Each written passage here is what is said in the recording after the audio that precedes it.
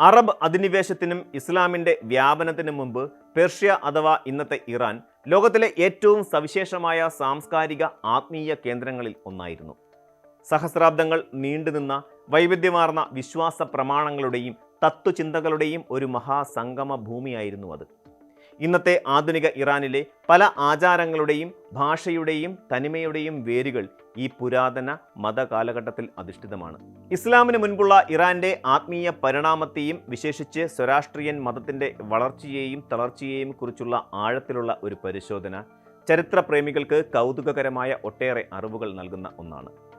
പുരാതന കാലത്ത്, അതായത് സ്വരാഷ്ട്രീയൻ മതം രൂപപ്പെടുന്നതിനും എത്രയോ മുമ്പ്, ഇറാനിയൻ ഗോത്രവർഗ്ഗങ്ങൾക്കിടയിൽ നിലനിന്നിരുന്ന വിശ്വാസം ഇൻഡോ ഇറാനിയൻ പാരമ്പര്യത്തിൽ അധിഷ്ഠിതമായിരുന്നു. ഭാരതത്തിലെ വൈദിക സംസ്കാരവുമായി ഇതിന് അതിശയിപ്പിക്കുന്ന സാമ്യവും ഉണ്ടായിരുന്നു. പ്രകൃതി ശക്തികളെ ആരാധിക്കുന്നതിനും അഗ്നിയെ പവിത്രമായി കാണുന്നതിനും അവർ പ്രാധാന്യം നൽകി.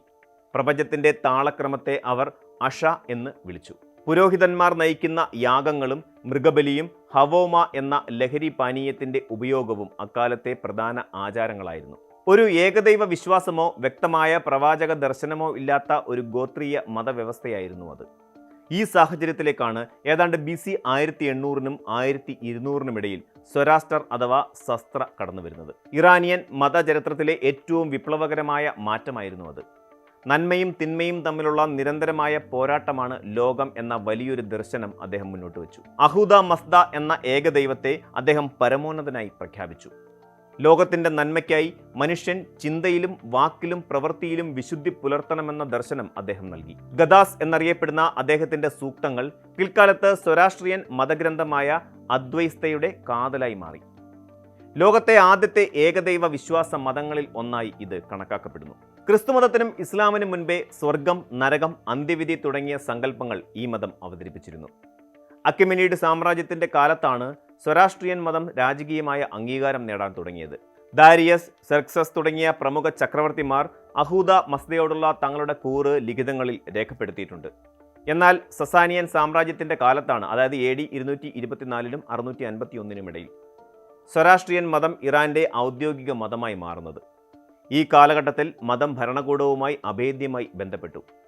രാജ്യം മുഴുവൻ അഗ്നിക്ഷേത്രങ്ങൾ നിർമ്മിക്കപ്പെട്ടു. പുരോഹിതന്മാർക്ക് രാഷ്ട്രീയ കാര്യങ്ങളിൽ വലിയ സ്വാധീനം ലഭിച്ചു. മതഗ്രന്ഥങ്ങൾ ക്രോഡീകരിക്കുകയും ആചാരങ്ങൾ വ്യവസ്ഥാപിതമാക്കുകയും ചെയ്തത് ഈ കാലത്താണ്. എന്നാൽ രാജകീയ പിന്തുണയുണ്ടായിരുന്നിട്ടും പേർഷ്യ ഒരു മതത്തിന് കീഴിൽ മാത്രമായി ഒതുങ്ങിയിരുന്നില്ല എന്നത് ശ്രദ്ധേയമാണ്. മാനിച്ചയിസം, ക്രിസ്തുമതം, ബുദ്ധമതം തുടങ്ങിയവയും അവിടെ സജീവമായിരുന്നു. സിൽക്ക് റൂട്ടിലൂടെയുള്ള വ്യാപാരം വ്യത്യസ്ത ചിന്താഗതികൾ ഇറാനിലെത്താൻ കാരണമായി. 7-ാം നൂറ്റാണ്ടിൽ പ്രവാചകൻ മുഹമ്മദ് നബിയുടെ മരണശേഷമുണ്ടായ അറബ് സൈന്യത്തിന്റെ മുന്നേറ്റം സസാനിയൻ സാമ്രാജ്യത്തെ തകർത്തു കളഞ്ഞു. ഖലീഫമാരുടെ നേതൃത്വത്തിൽ പേർഷ്യ കീഴടക്കിയതോടെ ഇറാന്റെ മതപരമായ ഭൂപടം മാറാൻ തുടങ്ങി. പലരും കരുതുന്നത് പോലെ ഒറ്റ രാത്രി കൊണ്ട് സംഭവിച്ച ഒരു മാറ്റമായിരുന്നില്ല ഇത്. പേർഷ്യക്കാർ ഇസ്ലാമിലേക്ക് മാറിയത് നൂറ്റാണ്ടുകളെടുത്ത ഒരു സാവധാനത്തിലുള്ള പ്രക്രിയയായിരുന്നു. ചരിത്രകാരനായ ആൻഡ്രൂ മക്നൂസിന്റെ നിരീക്ഷണ പ്രകാരം ആദ്യകാല ഇസ്ലാമിക ഭരണാധികാരികൾ സ്വരാഷ്ട്രീയൻ മതക്കാരോട് ഒരു പരിധിവരെ വഴക്കമുള്ള സമീപനമാണ് സ്വീകരിച്ചിരുന്നത്. അവർക്ക് ദിമ്മികൾ, അതായത് സംരക്ഷിതർ എന്ന പദവി നൽകുകയും ജിസ്യ എന്ന നികുതി ഈടാക്കിക്കൊണ്ട് സ്വന്തം വിശ്വാസം പിന്തുടരാൻ അനുവാദം നൽകുകയും ചെയ്തു. എങ്കിലും രാഷ്ട്രീയവും സാമ്പത്തികവുമായ കാരണങ്ങൾ വലിയൊരു വിഭാഗത്തെ ഇസ്ലാമിലേക്ക് ആകർഷിച്ചു. 9-ാം നൂറ്റാണ്ടിന്റെ മധ്യത്തോടെ ഇറാന്റെ ജനസംഖ്യയുടെ 40%-വും 11-ാം നൂറ്റാണ്ടിന്റെ അവസാനത്തോടെ 80%-വും മുസ്ലിങ്ങളായി മാറി. സാമൂഹികമായ ഉന്നമനവും ഉയർന്ന നികുതിയിൽ നിന്നുള്ള മോചനവും ഇസ്ലാമിലേക്കുള്ള മതപരിവർത്തനത്തിന് വേഗത കൂട്ടി. ഇതോടൊപ്പം തന്നെ ചില ഘട്ടങ്ങളിൽ നേരിടേണ്ടി വന്ന പീഡനങ്ങളും സ്വരാഷ്ട്രീയൻ വിശ്വാസികളെ തങ്ങളുടെ തനിമ നിലനിർത്താൻ പ്രയാസപ്പെടുത്തി. പല അഗ്നിക്ഷേത്രങ്ങളും പള്ളികളായി പരിവർത്തനം ചെയ്യപ്പെട്ടു. പുരാതന നിർമ്മാണ രീതികളിൽ ചെറിയ മാറ്റങ്ങൾ വരുത്തിക്കൊണ്ടാണ് ഇത് സാധ്യമാക്കിയത്. ഉദാഹരണത്തിന്, ക്ഷേത്രങ്ങളിൽ മക്കയുടെ ദിശ കാണിക്കുന്ന മിഹ്റാബുകൾ സ്ഥാപിച്ചുകൊണ്ട് അവയെ ആരാധനാലയങ്ങളാക്കി മാറ്റുകയാണ് ചെയ്തത്. ബുഖാറ പോലെയുള്ള നഗരങ്ങളിൽ ഇത്തരം മാറ്റങ്ങൾ പ്രകടമായിരുന്നു. ഈ പരിവർത്തനത്തിനിടയിൽ സ്വന്തം വിശ്വാസം മുറുകെ പിടിക്കാൻ ആഗ്രഹിച്ച വലിയൊരു വിഭാഗം ഇറാൻ വിടാൻ തീരുമാനിച്ചു. 8-ാം നൂറ്റാണ്ടിനും 10-ാം നൂറ്റാണ്ടിനും ഇടയിൽ അവർ കപ്പൽ മാർഗം ഇന്ത്യയുടെ പടിഞ്ഞാറൻ തീരങ്ങളിൽ, വിശേഷിച്ച് ഗുജറാത്തിൽ അഭയം പ്രാപിച്ചു. ഇവരാണ് ഇന്ന് പാഴ്സികൾ എന്നറിയപ്പെടുന്നത്. ഇന്ന് ഇന്ത്യയിലെ പാഴ്സി സമൂഹം ലോകത്തിലെ തന്നെ ഏറ്റവും സ്വാധീനമുള്ള ചെറിയ ജനവിഭാഗങ്ങളിൽ ഒന്നാണ്.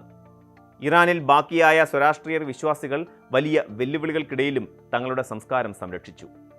ഇന്ന് ആധുനിക ഇറാനിൽ ഇവർക്ക് പാർലമെന്റിൽ പ്രത്യേക സംവരണം നൽകിയിട്ടുണ്ട്. സ്വരാഷ്ട്രീയൻ മതം ഒരു പ്രധാന മതമെന്ന നിലയിൽ പിന്നോട്ട് പോയെങ്കിലും ഇറാന്റെ സാംസ്കാരിക മജ്ജയിൽ അതിപ്പോഴും നിലനിൽക്കുന്നുണ്ട്. പെർഷ്യൻ പുതുവർഷമായ നൗറൂസ് ഇതിന് ഏറ്റവും വലിയ ഉദാഹരണമാണ്. ഇസ്ലാമിന് മുൻപുള്ള ഈ ആഘോഷം ഇന്നും എല്ലാ ഇറാനികളും ആവേശത്തോടെ ആഘോഷിക്കുന്നു. ഇരുളിന് മേൽ വെളിച്ചം നേടുന്ന വിജയം എന്ന സ്വരാഷ്ട്രീയൻ സങ്കല്പം പെർഷ്യൻ കവിതകളിലും കലകളിലും ഇന്നും ദൃശ്യമാണ്.